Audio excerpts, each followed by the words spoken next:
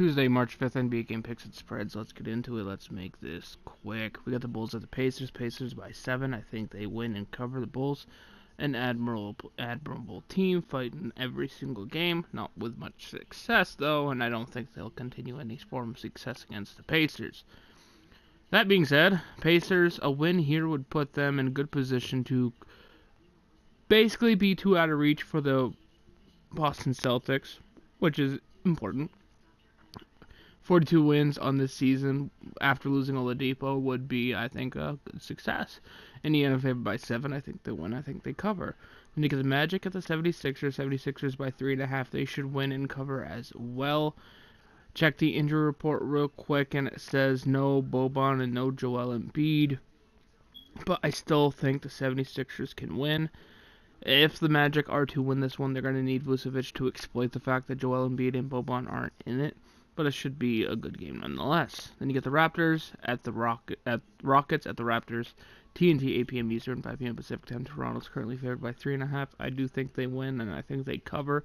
As good as the Rockets are when Chris Paul and James Harden are playing well, the Raptors, I think, are overall, from front to back, the more solid team. Playing at home, I think, gives them the slight edge.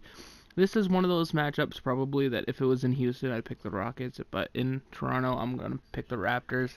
An interesting record at 46-18, and the number 1 seed in the East got opened up a little bit more when the Suns beat the Bucks last night, so it should be interesting to see how that folds out in the next coming weeks.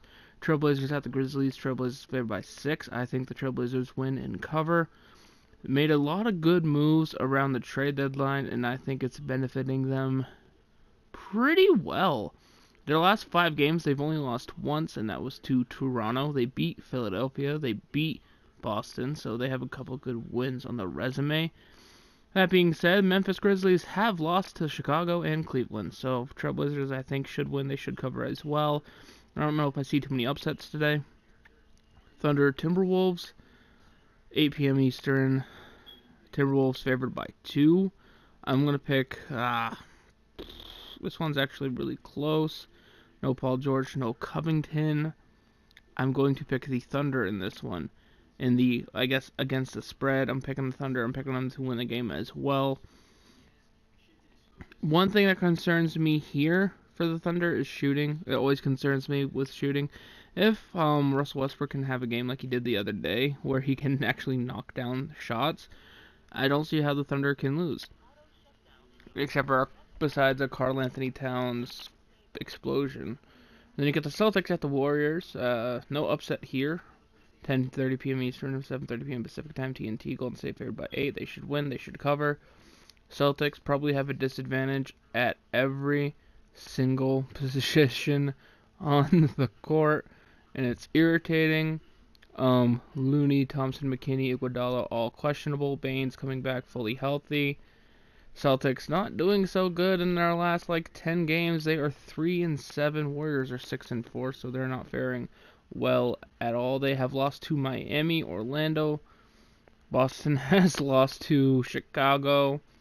Other than that, 3 playoff teams with Houston, Portland, and Toronto, but they need to bounce back soon, and this is going to be a good barometer to see if they're capable. But I will tell you this, as a Celtics fan, if you think you can shoot 1 for 13 in a fucking game from 3, and you still keep fucking chucking them up for whatever reason when you're down by 20, you can suck the fattest of fucking dicks, because if you look at that game in retrospect, this is using 2020, the Celtics lost by about 10.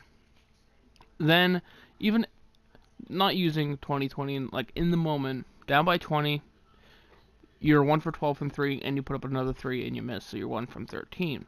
Now look at that statistic and then look at it in 2020 vision. You lose by 10 at the end of the game. You were 1 for 13 from 3.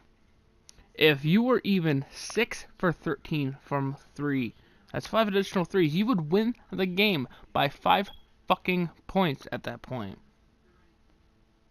That's too ridiculous. I would rather have you be 1 for 5 from 3 and maybe have a couple of those turn into 2-pointers that you actually can make. Because throwing up 3s that you can't make, or that you often don't make, when you obviously can't play defense for shit. When it comes to the other end, it's a recipe for disaster. Turn that shit around. Get spanked by the Warriors. At least it will help you figure out if you're doing something right. The Warriors are always a really good barometer test for this kind of thing on if you're building your team the right way.